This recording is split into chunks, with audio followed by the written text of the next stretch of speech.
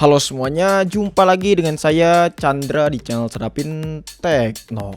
Oke guys, di depan kalian adalah salah satu HP yang paling legendaris nih, yaitu Poco Phone F1.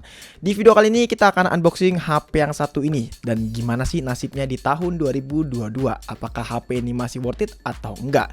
Jadi daripada kelamaan, langsung aja kita buka kardusnya. Oke, langsung aja kita buka. Oke, di sini TAM, artinya ini resmi ya. Dulu tuh masih ada stiker kayak gini ya by the way. Cuman sekarang udah nggak ada stiker kayak gini. Ini artinya kalau TAM berarti resmi Indonesia. Sekarang langsung aja kita lihat. Tapi sebelumnya kita lihat dulu deh untuk bagian belakangnya seperti ini ya. Kurang lebih di sini masih polosan, tidak banyak tulisan apa-apa, dan di sini juga ada beberapa spesifikasi selling point dari Poco F1-nya. Untuk variannya ini adalah varian yang 6/128 dan warnanya adalah warna blue. Jadi langsung aja kita buka teman-teman. Oke, di dalamnya apakah kita mendapatkan surat cinta dari Mas Alvin atau Bung Andi? Kayaknya sih enggak ya. Di sini kita mendapatkan hanya buku manual dan juga buku servis aja. Lalu di sini kita mendapatkan unit HP-nya. Oke, ini masih diplastikin by the way. Di sini kita mendapatkan kepala charger yang outputnya adalah 10 watt ya harusnya. Oke, terus juga di sini kita mendapatkan kabel USB Type-C pastinya. Soalnya di tahun 2018 yang pakai USB Type-C dengan harga 4 jutaan ya. Dulu ini HP rilis di harga 4 jutaan. Cuman Poco F1 aja. Langsung aja kita kletekin HP-nya ya teman-teman. Di sini nggak kita kletekin. By the way tadi kita nggak dapet soft case ya teman-teman. Soalnya di tahun 2018 HP Xiaomi tuh belum mendapatkan soft case. Jadi ini di HP-nya masih diplastikin. Kita langsung kletekin aja. Oke ya, ini masih bisa dibilang masih tergolong baru sih ya. Padahal umurnya udah nyentuh 4 tahun nih HP. Sip, ini dia bagian belakangnya. Oke, kalau kita lihat bagian belakangnya ini masih ciri khas banget. Materialnya masih plastik dan tapi kalau kita pegang ini solid banget sih. Buat port-portnya juga di bagian bawah ada lubang speaker, ada lubang USB Type-C. Di bagian kanan ada slot SIM card yang bisa dual SIM pastinya. Dan juga di bagian atas di sini ada lubang jack 3,5 mm tapi nggak ada IR blaster ya by the way. Di bagian kiri ada tombol volume up and down dan juga tombol power. Jadi langsung aja kita nyalain HP-nya Poco. Di sini kalau kita lihat kondisinya masih mulus banget sih ya. Dan belum ada lecet. Soalnya memang orang yang pakai HP ini bener-bener ngejaga banget sih. Pertama yang harus kita cek adalah MIUI-nya. Di sini masih di MIUI 12.0.3 ya teman-teman. Sepertinya tidak kebagian MIUI 13. Soalnya kalau kita lihat di sini masih stagnan di MIUI 12 aja. Bahkan MIUI 12.5 ini nggak kebagian. Sekarang kita bakalan install beberapa aplikasi dulu, nantinya kita bakalan kembali lagi teman-teman. Oke guys, kita udah install beberapa aplikasi ya teman-teman, dari mulai game Genshin Impact ya, PUBG Mobile, dan juga aplikasi Antutu sama tadi multi touch ya teman-teman buat ngetes touch dari layarnya si Poco Phone F1 ini. Tapi sebelumnya kita bakalan bacain dulu deh spesifikasi lengkap dari Poco Phone F1 ya teman-teman. Jadi buat layarnya sendiri di sini memiliki diagonal sebesar 6,18 inch dengan resolusi Full HD Plus dan udah pakai Corning Gorilla Glass. Buat SoC-nya sendiri dia pakai Qualcomm Snapdragon 845 dengan pabrikasi 10 nanometer dan untuk GPU-nya dia pakai Adreno 630. Untuk Android-nya di sini masih stuck di Android 10 ya teman-teman by the way. Kalau misalnya kita cek di sini Android-nya memang stuck di Android 10 ya. Berarti memang nggak bisa di-upgrade ke Android 12 ataupun 11. Lalu buat baterai sendiri Poco Phone F1 di sini berkapasitas 4000 mAh dengan dukungan fast charging 18 watt.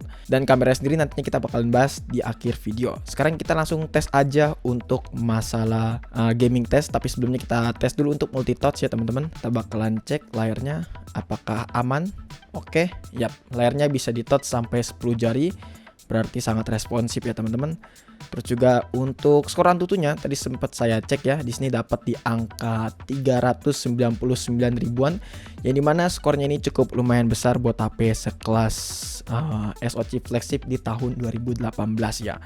Kita mengingat umurnya ini udah tua, jadi ya SoC-nya bakalan menurun performanya. Sekarang kita langsung tes aja buat main game Genshin Impact. Kayaknya nggak usah tes game ML atau PUBG ya. Kita langsung tes aja buat main game Genshin Impact. Kita bakalan lihat performa dari Snapdragon 845 apakah masih kuat buat di tahun 2022 atau enggak. Oke, buat settingan grafiknya di sini kita bakalan coba settingan menengah aja dengan frame rate 60 fps. Soalnya kalau misalnya kita settingan highest 60 fps agak sedikit meragukan sih ya. ya HP-nya udah lawas, takutnya frame drop dan temperaturnya nggak stabil. Yap, kalau kita lihat untuk settingan lawas 60 fps sejauh ini aman untuk awal-awal game ya teman-teman. Cuman kalau 15 menit selanjutnya nggak tahu bakalan frame drop atau enggak. Harusnya sih mungkin ada sedikit frame drop sih ya. Cuman buat awal game ini oke banget sih. Walaupun memang agak sedikit lumayan stutteringnya. Kalau misalkan kalian lihat tuh ya, agak sedikit frame drop dikit, tapi ini tidak masalah sih. Mungkin kalau misalkan pengen dapat frame rate yang benar-benar stabil di angka 60 fps, bisa kalian turunin aja ke lowest 60 fps. Sekarang kita bakalan coba setting ke highest 60 fps. Apakah bakalan frame drop atau enggak? Oke, masih smooth ya. Tapi tidak sesmooth di normal 60 fps ya. Tapi so far ini udah oke sih. Yang cukup diperhatinkan untuk masalah temperaturnya di sini cukup lumayan agak panas sih ya. Nggak panas sih, hangat lebih tepatnya ya. Terutama di bagian belakang dari si Pocophone F1 ini. Untuk review lengkapnya mengenai gaming test kita bakalan bahas di video selanjutnya. Sekarang kita beralih ke masalah kameranya langsung aja. Jadi kameranya ini memiliki setup dual kamera belakangnya. Untuk kamera utamanya berresolusi 12 megapiksel. Buat hasil fotonya mungkin kalian bisa lihat di slide berikut ini aja.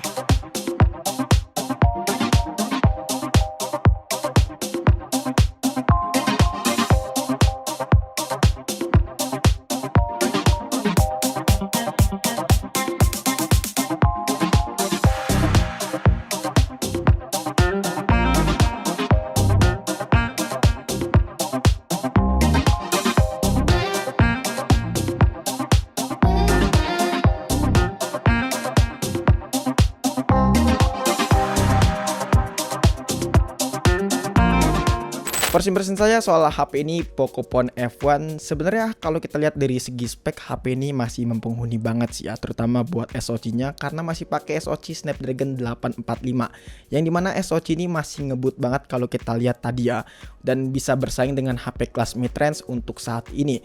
Tapi kalau buat dipakai daily use apakah masih recommended? Jawabannya antara recommended atau enggak sih ya, karena kita belum cek untuk masalah baterainya. Karena baterainya sendiri berkapasitas 4000 mAh dan ini HP keluar di tahun 2018, pasti untuk masalah kesehatan baterainya udah menurun. Jadi saya belum bisa jamin HP ini bakalan bisa dipakai buat daily use atau enggak. Tapi yang perlu catatan yang jelas HP ini tidak ada fitur NFC, jadi kalian yang sering pakai Emo nih nggak bakalan bisa pakai NFC di HP ini. Karena memang di tahun 2018 fitur NFC masih minim banget. Bahkan HP sekelas flagship aja belum ada yang namanya fitur NFC. Mungkin cukup sekian aja video kali ini. Dan jangan lupa juga follow Instagram kita di @chandrapintekno. Jika teman-teman pengen DM kita. Chandra pamit dan sampai jumpa di video selanjutnya. Until next time. Goodbye.